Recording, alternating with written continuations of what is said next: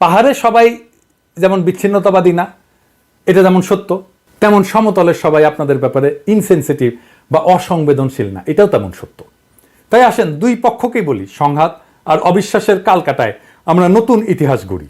হাসিনা বিরোধী লড়াইয়ে পাহাড়ি ভাই বোনেরা আমাদের কাঁধে কাঁধ মিলায় লড়াই করছেন। আমরা এই ঐতিহাসিক ঐক্যকে সাথে নিয়ে আগায় যাই। আদিবাসী ধারণা নিয়ে আমার চিন্তাটা বলি, কেন এইটা অদরকারি আলাপ, কেনই বা সমতলের মানুষ এই চিন্তাটা পছন্দ করে না।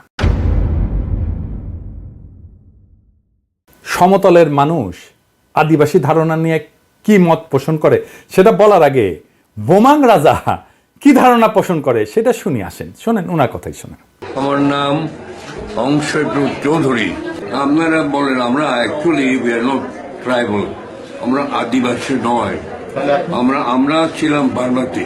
ভারতের সম্রাট মহারাজগিরি উনি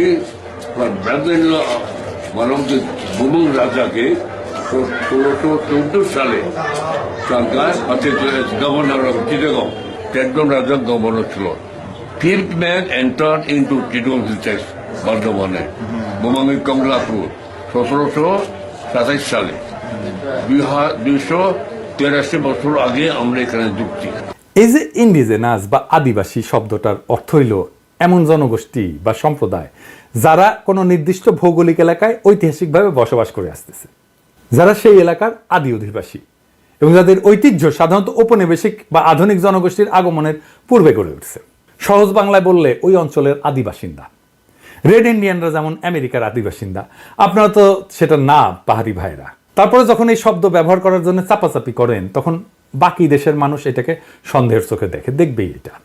এটাও বুঝতে হবে, তারা জানে আদিবাসীরা যদি দাবি করে যে তাদের মানবাধিকার লঙ্ঘিত হচ্ছে, তাহলে আন্তর্জাতিক সম্প্রদায় তাদের আলাদা রাষ্ট্রের দাবিকে সমর্থন জানায়, সেই দাবিকে মেনে নিতে বাধ্য করতে পারে।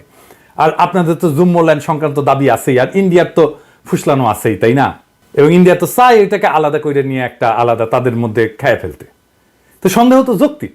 আপনারা যদি মনে করেন আদিবাসী শব্দটা আপনাদের আলাদা সুবিধা দেবে, আপনি বাংলাদেশ রাষ্ট্রের কাছে চান সেই সুবিধা, তাইলে আলাপ তো করা যেতেই পারে ওইটা নিয়ে। কিন্তু সে আলাপে না যায় যদি বলেন দেখিস আকাশে কি সুন্দর চাঁদ উঠিছে, তাহলে হবে।